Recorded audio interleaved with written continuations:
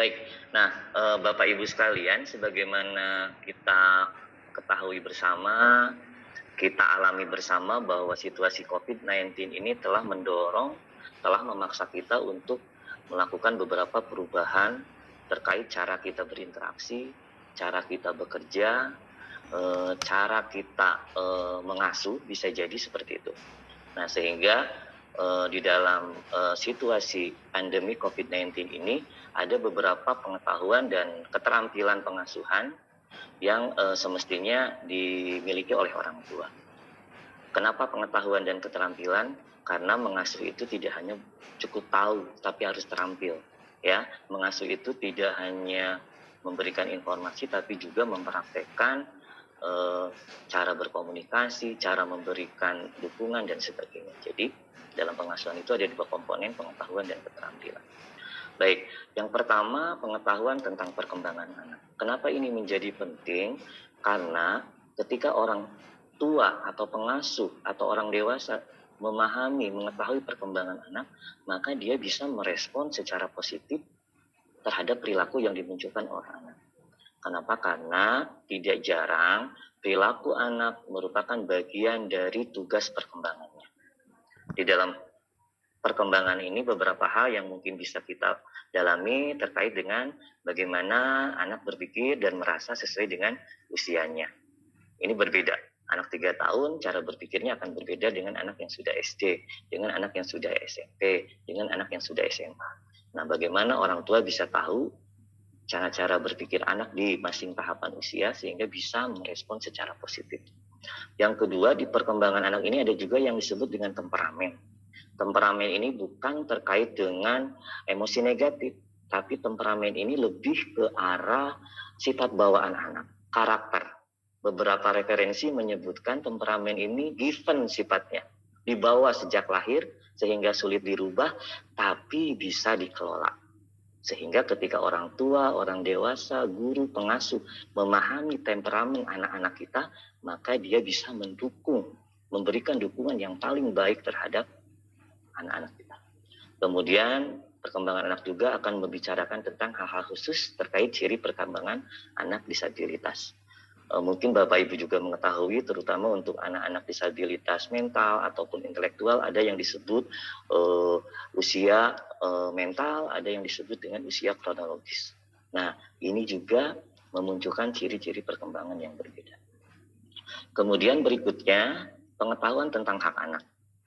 Kenapa menjadi penting? Tidak jarang ketidaktahuan bahwa anak-anak itu punya hak menyebabkan anak-anak mendapatkan perlakuan yang tidak sesuai, begitu. Kalau di Jawa mungkin ada istilah yang namanya anak itu durung jadi uwong, belum jadi manusia, begitu ya, sehingga bisa jadi pemahaman yang seperti itu memunculkan praktek-praktek yang merugikan anak. Anak sah untuk dicubit, anak sah untuk dipukul, anak sah untuk dimarahin dan sebagainya, begitu. Kenapa? Karena ketika memahami tentang hak anak, orang tua akan tahu bahwa hak anak adalah bagian hak asasi manusia. Sehingga anak-anak juga punya hak yang hampir sama dengan orang dewasa. Seperti itu. Ketika orang dewasa sakit, dipukul, dihukum, maka anak pun akan merasakan hal yang sama, begitu. Kemudian anak juga berhak terbebas dari segala bentuk kekerasan. Ya, karena dia manusia. Kemudian setiap anak memiliki hak untuk diasuh oleh keluarga inti. Nah, terkait dengan pengetahuan hak anak ini ada juga hak tentang bahwa anak perlu didengarkan, dipertimbangkan pendapatnya. Ini juga bagian dari hak anak yang harus dipraktekkan dalam pengasuhan. Kemudian di masa pandemik ini komponen lainnya terkait dengan pengetahuan tentang protokol kesehatan. Ya, saya pikir ini kita sudah tahu semua bahwa banyak protokol kesehatan yang mendorong kita untuk praktek secara lebih baik dalam kehidupan sehari-hari. Seperti cara mencuci tangan yang benar, cara menggunakan masker yang benar, etika batuk, menjaga jarak, kemudian resiko yang lebih rentan terpapar bagi anak disabilitas, serta bagaimana caranya menjaga imunitas. Ya, nah itu beberapa pengetahuan. Kenapa cara mencuci tangan yang benar? Ada hal yang menarik. Save the Children di sekitar 3 bulan yang lalu melakukan survei yang namanya Rapid Need Assessment kepada sekitar 12.000 responden, dan hasilnya luar biasa. Banyak hasilnya masyarakat melakukan cuci tangan, tapi tidak ada praktek cuci tangan yang dilakukan secara benar dari segi durasi waktu maupun dari segi kualitasnya. Ada yang hanya mencuci tangan bagian atasnya saja, ada yang hanya bagian telapaknya saja, begitu. Padahal standar tentang mencuci tangan yang benar itu sudah ada. Dan ini sangat signifikan terhadap pencegahan COVID-19. Itu. Kemudian komponen yang berikutnya adalah keterampilan mengatasi lalu berhadapan dengan tantangan-tantangan pengasuhan. Sehingga kita harus terampil bagaimana mengatasi tantangan-tantangan tersebut tanpa saling menyakiti, tanpa menimbulkan tindakan kekerasan terhadap anak. Nah, keterampilan mengatasi konflik ini diantaranya masalah dengan anak tanpa kekerasan. Itu beberapa pengetahuan dan keterampilan penting yang perlu dimiliki oleh orang tua, pengasuh, orang dewasa di masa pandemi COVID-19 ini. Berikutnya. Nah, kenapa Save the Children begitu getol mengembangkan pendekatan yang namanya disiplin positif? Jadi sebelum saya lebih jauh memaparkan, ada 2 pendekatan yang dilakukan oleh Save the Children terkait dengan disiplin positif. Yang pertama disebut dengan positive discipline in everyday parenting. Ini untuk setting keluarga. Yang kedua adalah positive discipline in everyday teaching. Ini untuk setting sekolah. Nah, pada kesempatan ini kami akan lebih banyak berbagi pembelajaran terkait dengan setting keluarga. Karena tujuannya bagaimana menyiapkan orang tua mendukung pengasuhan secara positif untuk anak bisa kembali ke sekolah. Mengapa kemudian disiplin positif? Yang pertama, tidak sedikit pemahaman yang keliru tentang disiplin. Disiplin itu dipahami sama dengan hukuman. Disiplin itu harus menyakitkan supaya efektif. Disiplin itu harus membuat anak jerak. Sehingga akibatnya tidak jarang praktek pengasuhan dengan menggunakan kekerasan. Jadi dengan nama disiplin kita melakukan kekerasan terhadap anak. Nah, apakah kekerasan bisa membuat anak nurut, patuh sama orang tua, sama pengasuh? Sangat bisa, ya. Dan banyak juga yang menerapkan seperti itu, anaknya patuh, nurut. Persoalannya adalah anak-anak patuh, anak-anak nurut bukan berangkat dari kesadaran, bukan berangkat dari rasa hormat, tapi berangkat dari rasa ketakutan. Sehingga kekerasan hanya melahirkan ketakutan, bukan kehormatan. Kekerasan hanya melahirkan ketakutan, bukan kesadaran. Problemnya adalah, apakah kita mau menjadi orang tua yang ditakuti atau dihormati oleh anak-anak kita? Nah, berikutnya, disiplin itu sendiri berasal dari kata disciple, yang artinya mengajar atau melatih secara terus-menerus. Jadi secara akar bahasa maupun terminologinya tidak ada konteks hukuman di dalam menerapkan disiplin itu, ya. Sehingga dampaknya bisa jadi ketika kita menerapkan disiplin secara positif, boleh jadi pengasuhan yang dilakukan terhadap anak-anak kita bisa menggunakan komunikasi yang saling menghormati. Gitu. Berikutnya.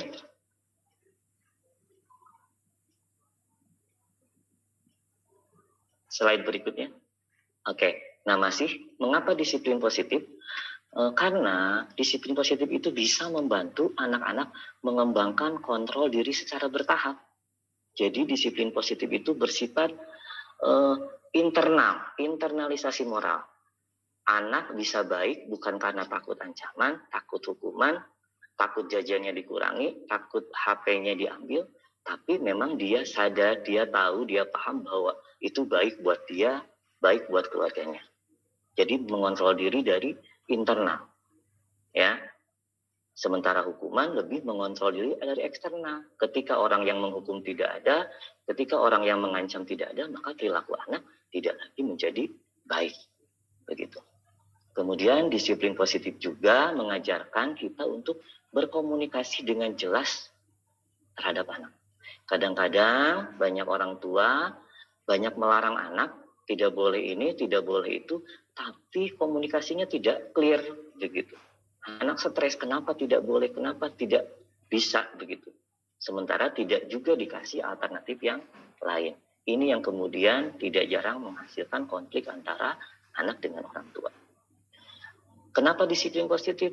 Karena disiplin positif mengajarkan kita sebagai orang dewasa, sebagai orang tua menghormati anak-anak. Sehingga kita pun akan dapat mendapatkan rasa hormat dari mereka. Ini sederhana sekali. Ketika ada orang yang menghormati kita, pasti kita akan menghormati balik mereka. Begitu juga dengan anak-anak. Ketika kita mengasuh dengan menghormati mereka, memberikan informasi dengan cara yang penuh hormat, begitu, maka timbal baliknya pun akan positif. Kemudian mengajarkan anak-anak bagaimana membuat keputusan yang tepat. Anak-anak kita itu tidak akan selamanya bersama kita. Ada masa-masa di mana dia harus sendiri, di mana dia harus mengambil keputusan secara independen.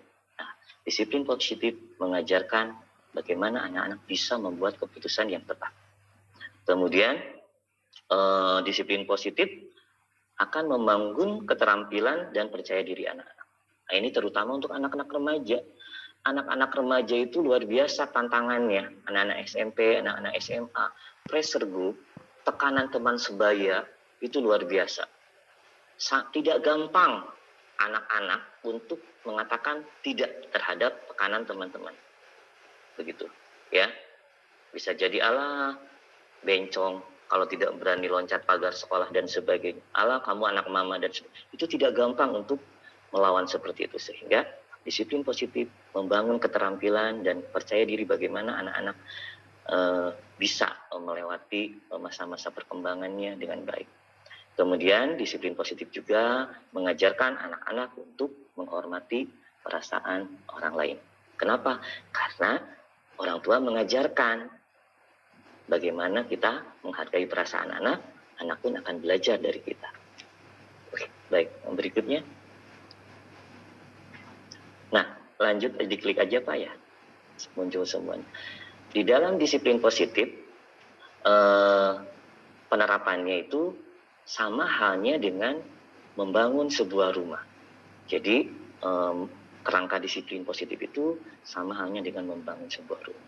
Pertama, kita harus punya rencana, rumahnya ingin seperti apa, berapa lantai, kamar mandinya berapa, dan sebagainya. Itu adalah rencana. Kemudian kita harus punya alat-alat yang tepat untuk membangun itu rumah. Begitu. Kemudian kita juga harus paham bahan-bahan yang berkualitas seperti apa. Kemudian yang terakhir, kita harus punya pendekatan dalam menghadapi tantangan, hambatan, dan frustasi. Rumahnya sudah mau selesai, tapi ternyata jendelanya agak miring. Apakah kita pukul? Apakah kita tendang? Apakah kita bentak-bentak sehingga jendelanya kembali lurus? Tentu tidak. Tapi kita harus punya pendekatan dalam menghadapi tantangan. Nah, di dalam pengasuhan, rencana itu disebut sebagai mengenali tujuan jangka panjang pengasuhan atau long term goal. Kenapa ini menjadi penting? Karena tidak sedikit pengasuh orang tua yang terjebak pada tujuan jangka pendek pengasuhan. Apa itu tujuan jangka pengasuhan? Tujuan jangka pengasuhan itu adalah kualitas karakter yang ingin kita lihat, yang ingin kita dapati pada anak-anak kita ketika mereka dewasa. Misalkan kita ingin ketika anak kita 20 tahun dia menjadi orang yang jujur, yang bertanggung jawab, yang penyayang, begitu. Itu adalah tujuan jangka panjang. Nah, Tujuan jangka pendek itu apa? Tujuan jangka pendek adalah ketika orang tua, ketika pengasuh menginginkan anaknya untuk melakukan sesuatu atau tidak melakukan sesuatu saat itu juga. Cepat mandi. Pokoknya matikan TV-nya. Pokoknya simpen HP-nya. Sekarang juga. Itu. Nah, tidak jarang tujuan jangka pendek mendorong tindakan kekerasan. Begitu, karena kita ingin anak kita melakukan saat itu juga. Sehingga bisa jadi fokus pada tujuan jangka pendek akan merusak tujuan jangka panjang. Kenapa? Karena kita tidak mungkin menciptakan sosok anak kita yang penyayang, sementara praktek pengasuhannya dengan dibentak, dengan dimaki, dengan dipukul, gitu. Supaya tujuan jangka pendeknya bisa tercapai. Ya, di disiplin positif mengajarkan tujuan jangka pendek menjadi tantangan untuk mencapai tujuan jangka panjang. Ya, tujuan jangka pendek harus dilewati, tapi caranya dengan tidak merusak tujuan jangka panjang. Nah, bagaimana caranya? Disiplin positif menyediakan dua alat yang luar biasa dalam mengasuh. Alat-alat tersebut adalah menyediakan kehangatan dan menyediakan bimbingan. Saya akan bahas sedikit. Apa itu kehangatan? Kehangatan itu adalah memastikan bahwa kehadiran kita aman untuk anak-anak kita. Hari ini, situasi di luar sangat tidak aman untuk anak-anak kita. Maka, jadikan rumah kita menjadi tempat yang aman bagi anak kita. Yang kedua, kehangatan itu apa? Kita memahami apa yang menjadi perasaan anak. Kita memenuhi kebutuhan anak. Itu adalah kehangatan. Begitu. Kemudian kehangatan juga termasuk mengungkapkan rasa cinta dengan kata-kata dan tindakan. Ya, kita tidak hanya cukup di hati kita sayang anak kita, tapi diungkapkan, dipraktekkan dengan memeluk, dengan mencium, dengan merangkul. Kalau untuk anak usia dini dengan ngobrolnya itu badannya kita jongkok supaya sejajar, itu adalah bagian dari kehangatan. Kemudian ada yang disebut dengan bimbingan. Ini juga alat yang luar biasa. Apa itu bimbingan? Bimbingan itu memberikan informasi yang memadai untuk anak-anak kita. Nilai-nilai, ini boleh, ini tidak boleh, ini baik, ini tidak baik. Kemudian bimbingan itu adalah menjadi model yang positif untuk anak-anak kita. Bimbingan itu adalah menyelesaikan masalah bersama-sama anak. Jadi kehangatan dan bimbingan adalah dua hal yang harus selalu bersama-sama. Kita tidak bisa memberikan kehangatan saja tanpa nilai-nilai. Kalau hanya kehangatan yang diberikan, bisa jadi akan membuat anak kita menjadi manja. Kita tidak bisa memberikan informasi, memberikan nilai-nilai, tapi dengan membentak, dengan mengancam, tanpa kehangatan. Jadi kehangatan dan bimbingan adalah dua hal yang harus kita sediakan dalam proses pengasuhan kita.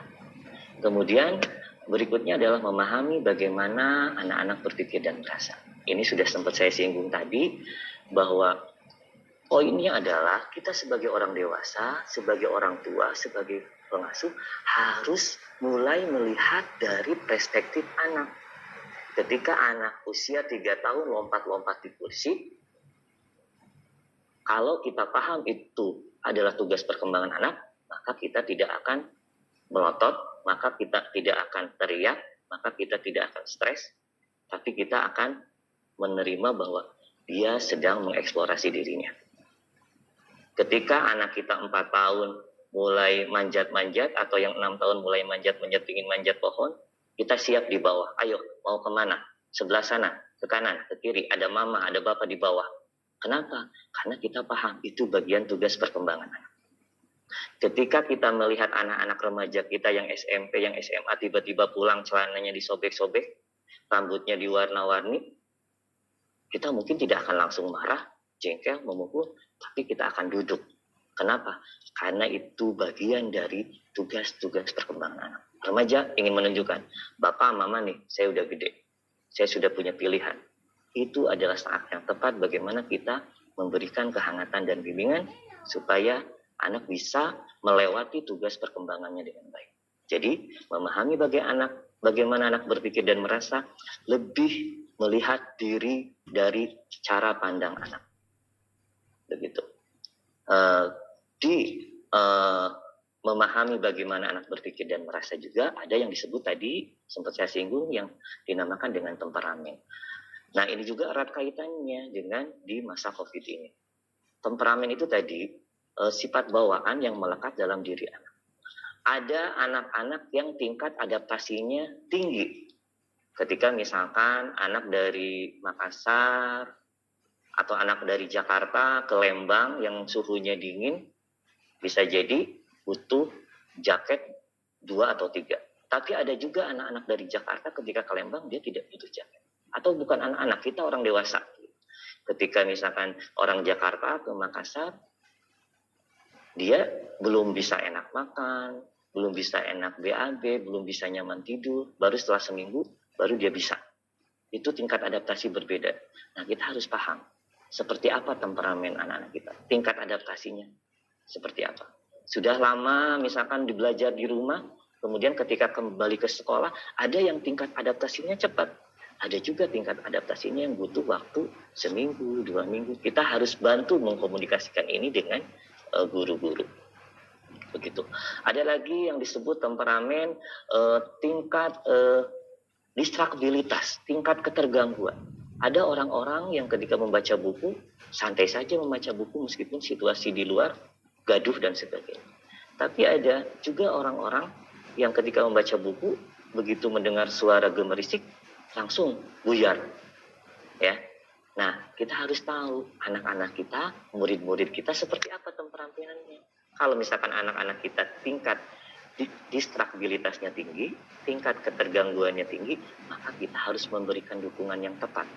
Misalkan kalau di rumah, ketika dia belajar, tidak ada anggota keluarga lain yang misalkan menyetel TV, volumenya keras.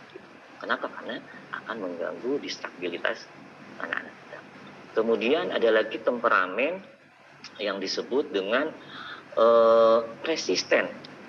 Ya, persisten itu ada orang-orang dewasa yang kalau mengerjakan sesuatu harus selesai. Bapak-bapak misalkan kalau buat kandang ayam itu harus selesai sampai.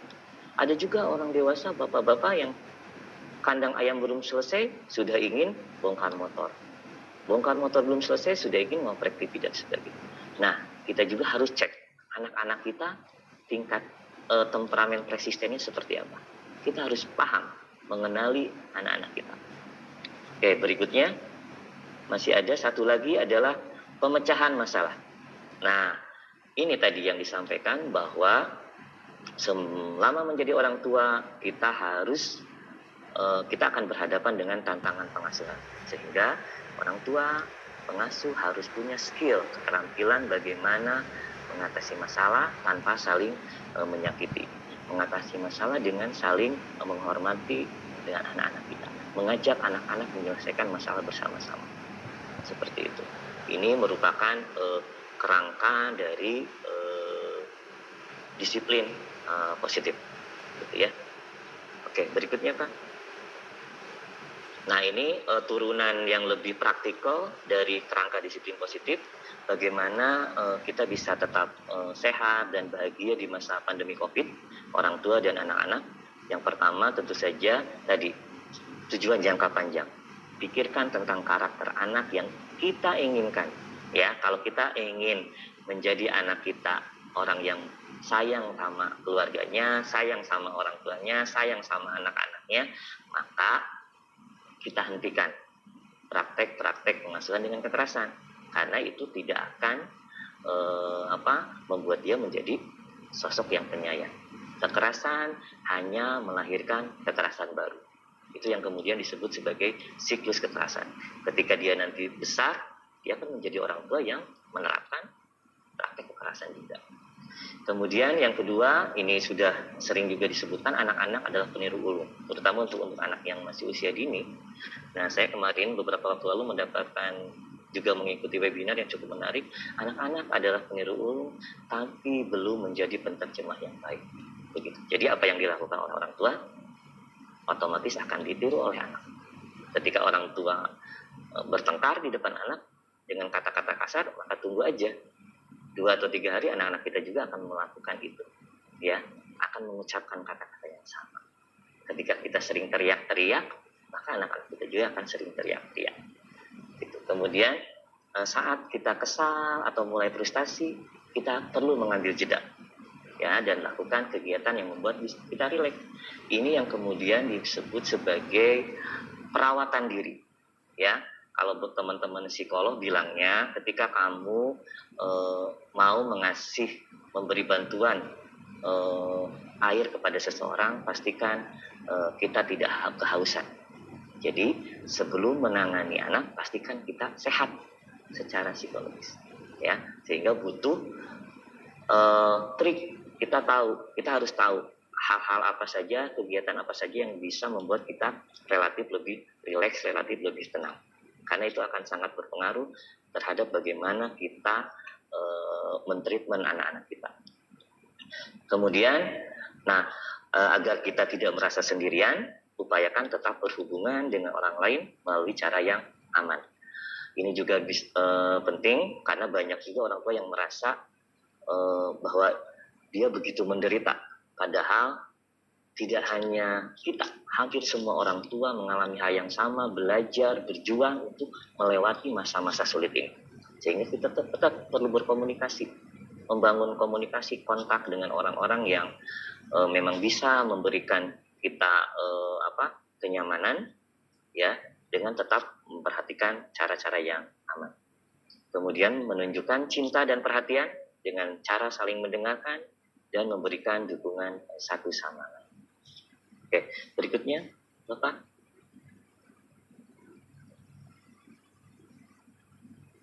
Slide berikutnya.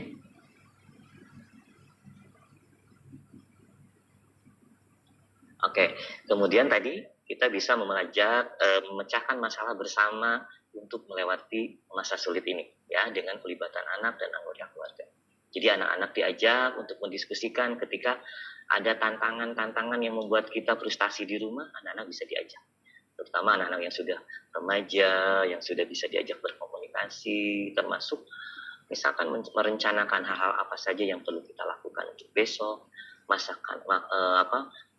kita ada usulan terkait dengan makanan dan sebagainya. Itu menarik, begitu ya, untuk melibatkan anak, memberikan saran, gagasan dalam menyusun rencana di keluarga kita. Kemudian bila kita melakukan kesalahan, ungkapkan rasa penyesalan serta perbaiki diri untuk ke depan. Nah, ini juga challenging bagi orang tua. Tidak banyak orang tua yang bisa melakukan ini. Kadang-kadang saya juga untuk beberapa situasi agak gengsi meminta maaf kepada anak, mengakui bahwa saya salah, begitu, ya. Nah, ini juga kita perlu latihan, ya, untuk bisa memastikan bahwa kita fair, ya. Kalau misalkan kita keliru dalam mengambil keputusan, dalam melakukan tindakan, kita melampaui batas, ya kita minta maaf, gitu. Dan bagaimana mendiskusikan supaya itu tidak terulangi lagi.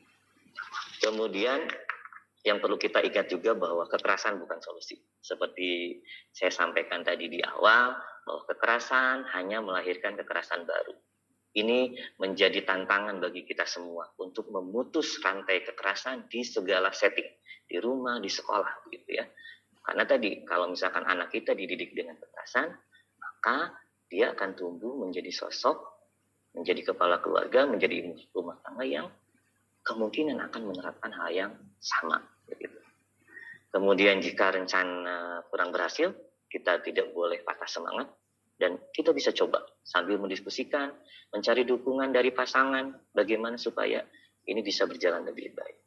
Kemudian jika berjalan baik, kita puji diri kita, bahwa kita sudah melampaui kemenangan-kemenangan kecil. Dan kita bisa lakukan itu dengan konsisten. Baik, berikutnya.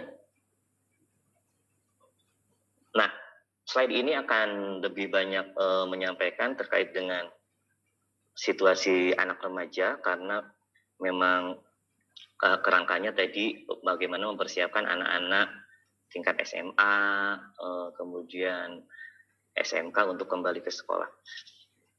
Jadi mengasuh anak sesuai tahapan perkembangan. Ya, jadi anak-anak remaja kita harus paham bahwa mereka lebih beresiko karena belum menyadari konsekuensi dari tindakan yang mereka lakukan. Kita perhatikan kalau misalkan pakai motor, lihat anak-anak remaja, jarang sekali yang kecepatannya rendah, ya. Kenapa? Itu salah satu bukti bahwa mereka, anak-anak kita yang remaja, belum menyadari konsekuensi. Berbeda dengan kita yang misal, kita masih ingat gimana anak-anak kalau kita kebut-kebutan, gimana nanti nasibnya keluarga dan sebagainya. Tapi anak-anak remaja tidak sampai ke situ.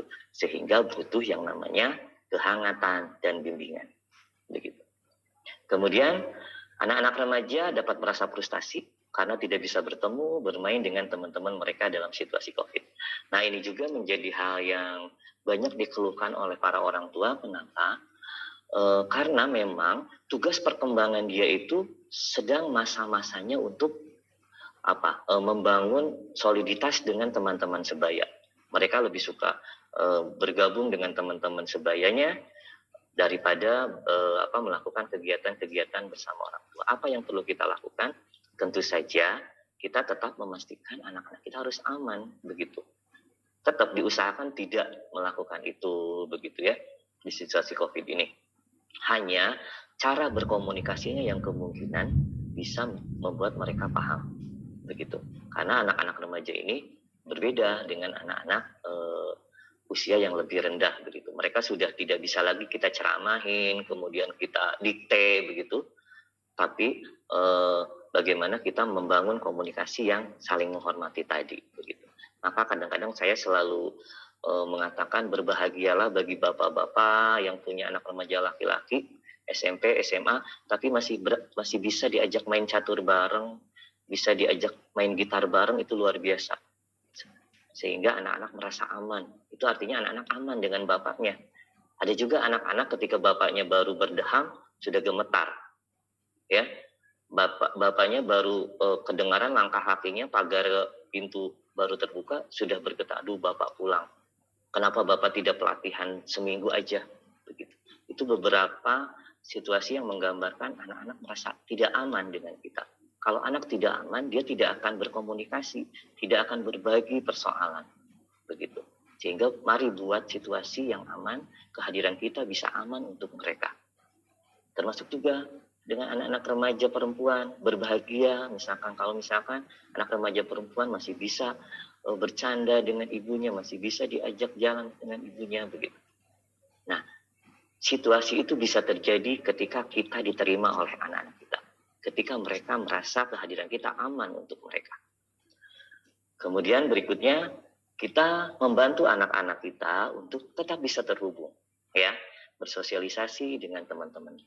Difasilitasi untuk yang misalkan punya medianya, kita izinkan. Tentunya dengan beberapa kesepakatan yang tetap memastikan dia aman dalam mengakses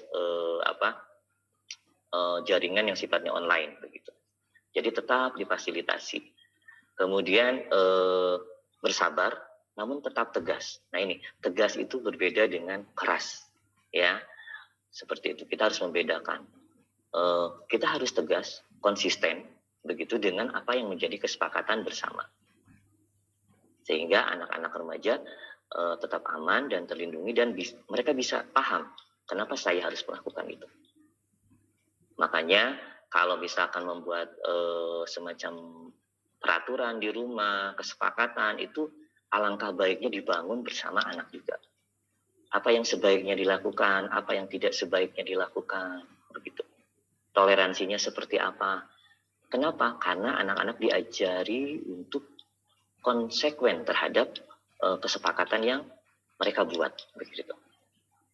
Kemudian kita juga harus paham bahwa anak-anak remaja mungkin ada juga yang khawatir terkait dengan situasi COVID ini, tapi mereka tidak mengungkapkannya.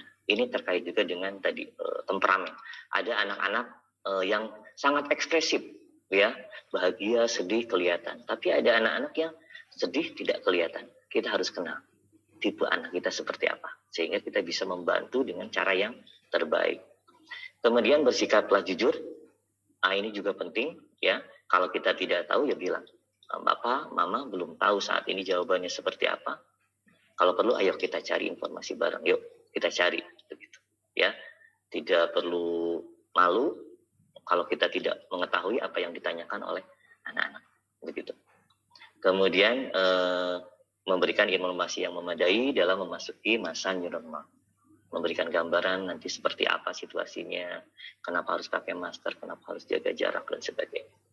Oke, berikutnya.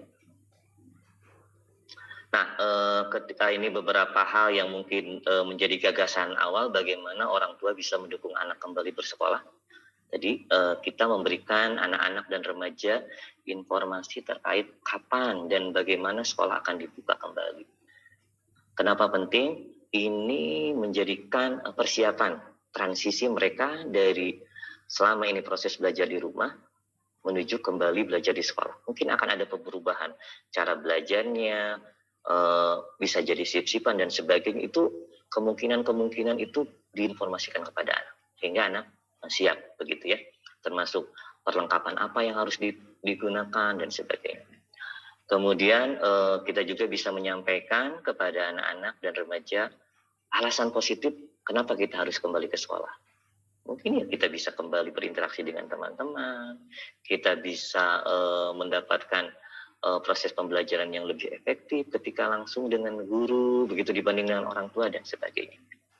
Kemudian kita meyakinkan anak-anak dan remaja tentang langkah-langkah keamanan yang berlaku untuk menjaga siswa dan guru tetap sehat. Ya, kita pastikan anak-anak kita paham bagaimana memakai masker, bagaimana cara mencuci tangan, kapan mencuci tangan harus dilakukan, begitu. Seperti apa menjaga jarak dan sebagainya. Itu kita perkuat, ya, bagian dari bimbingan struktur. Kemudian kita juga mendorong anak-anak dan remaja menjadi agen perubahan. Jadi kita sampaikan bahwa anak-anak juga bisa menjadi pahlawan dalam situasi COVID. Ketika mereka berlaku secara sehat, maka mereka juga menjadi bagian yang bisa menyelamatkan orang-orang yang mereka cintai. Tidak hanya untuk keamanan mereka, tapi untuk menjaga keamanan teman-temannya, guru-gurunya, serta orang-orang yang mereka cintai ketika mereka menerapkan protokol kesehatan dengan baik. Begitu. Kemudian orang tua juga sangat perlu terlibat aktif dan berkomunikasi dengan guru di sekolah ya, terkait dengan rencana kembali bersekolah, apa yang perlu disiapkan, alat-alatnya apa dan sebagainya. Itu kebutuhan-kebutuhan anak mungkin bisa dikomunikasikan dengan guru di sekolah. Slide berikutnya. Oke, ini bagaimana kemudian juga menjadi awal nanti kita untuk diskusi beberapa poin terkait dengan mendukung anak berkebutuhan khusus ketika kembali ke sekolah. Nah, untuk anak berkebutuhan khusus tentu saja pesan tentang kembali sekolah itu harus disediakan dalam format yang ramah anak dan mudah diakses. Mereka paham. Boleh jadi dengan menggunakan gambar atau media-media yang lainnya tentang rencana kembali ke sekolah. Kemudian orang tua perlu mencari informasi tentang kebutuhan belajar anak, ya, bisa berkomunikasi tadi dengan guru dan sebagainya. Di masa new normal ini apa kebutuhan tambahan apa yang harus disediakan oleh orang tua? Itu harus diperoleh informasinya dari guru dan sebagainya. Kemudian orang tua dan guru juga memiliki ekspektasi yang fleksibel terhadap anak. Jadi mimpi-mimpi kita bisa jadi harus kita turunkan dulu begitu, karena situasinya masih dalam proses transisi adaptasi. Begitu. Ini akan sangat membantu tidak hanya untuk anak, tapi untuk kita sebagai orang tua supaya tidak stres. Ekspektasi kita turunkan, kita sesuaikan dengan kemampuan anak dalam masa transisi ini. Kemudian untuk anak-anak berkebutuhan khusus juga orang tua penting memberikan informasi yang mudah dipahami terkait pentingnya menjaga keamanan diri. Ya, beberapa anak berkebutuhan khusus sangat mudah memahami bagaimana cara etika batuk. Ya, saya beberapa kali di masa COVID ini ketemu dengan teman-teman anak berkebutuhan khusus, dia ketika batuk dia bisa melakukan itu. Ya, jadi bagaimana panduannya, bimbingannya yang memang mudah dipahami. Kemudian anak-anak juga perlu dikasih tahu siapa yang bisa mereka hubungi ketika mereka perlu mendapatkan dukungan. Begitu ya, ketika mereka berada dalam situasi sulit, mereka juga anak-anak perlu dikasih tahu. Kemudian terkait dengan orang tua perlu aktif berkomunikasi dengan guru ya, untuk memastikan apakah anak-anak kita yang berkebutuhan ini cukup aksesibilitas tidak dengan alat cuci tangannya, dengan ruang belajarnya, begitu. Itu perlu dilakukan komunikasi secara intensif dengan para guru, begitu. Itu barangkali yang bisa saya sampaikan. Mudah-mudahan bisa menjadi poin untuk kita diskusi. Terima kasih.